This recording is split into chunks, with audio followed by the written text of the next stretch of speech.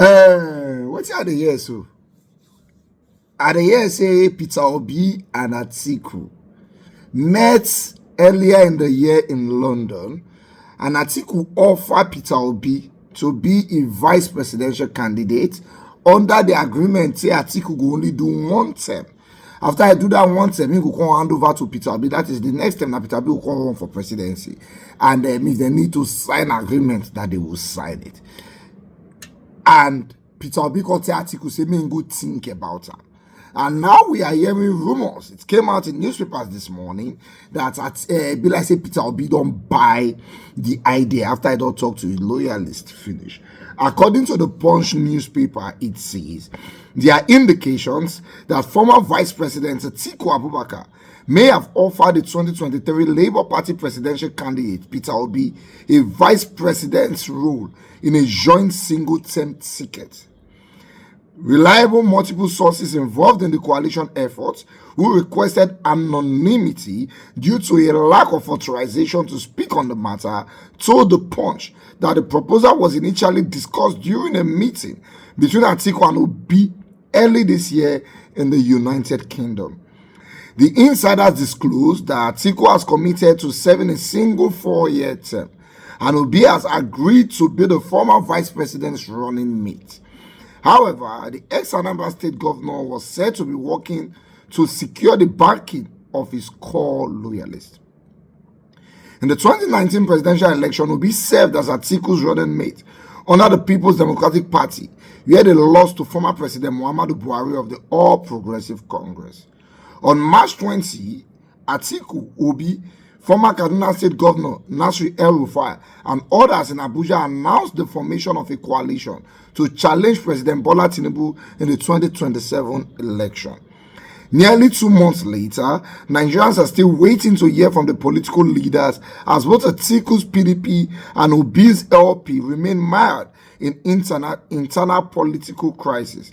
A party shifting privy to the political permutations told the Punch that Atiku and Obi have come to an agreement and are now in the process of consulting with their loyalists.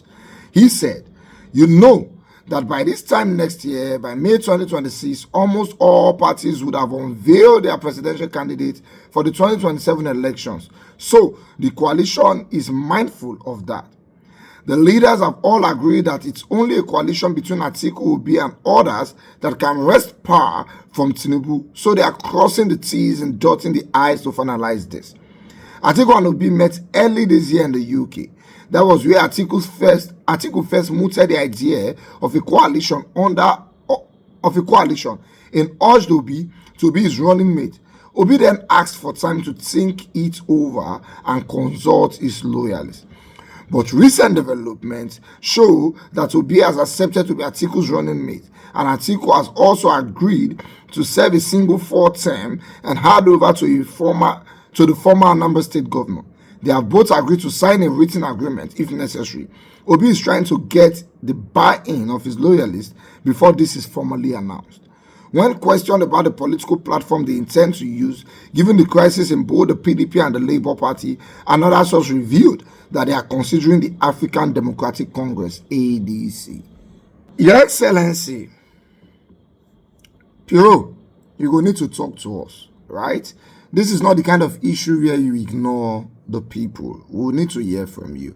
According to the news, the people who gave the Punch all this gist did not have authorization to do so, which means probably they're never ready to tell the masses their decision that they hold on. But the masses are already here. So, Pio, you need to tell us if not true or if not lie. Number one, instead of me to support Atiku for presidency for this country, I would rather not talk. I would rather not support anybody. I would rather just look. In fact, I would rather support Tinubu for second term.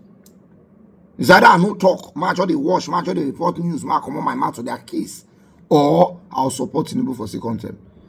First and foremost, what did they give Atiku the mind? Say this presidency for this country, I bet right, he must answer a name before he commode his life. Why does he think he has to be the president by all means? Is it by force?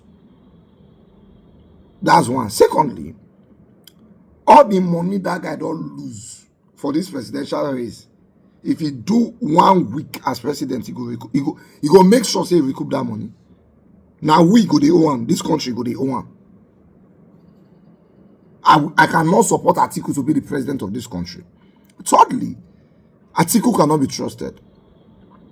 So if you go and sign an agreement with him that he will do 1 tenure, if you do the 1 tenure, you not get up, what do you want to do? President of Nigeria. What do you want to do? So, Olusegun Obasanjo do 8 years, he step aside. Yar'Adua come from the north, he do 1 term. He come by good luck never ever complete.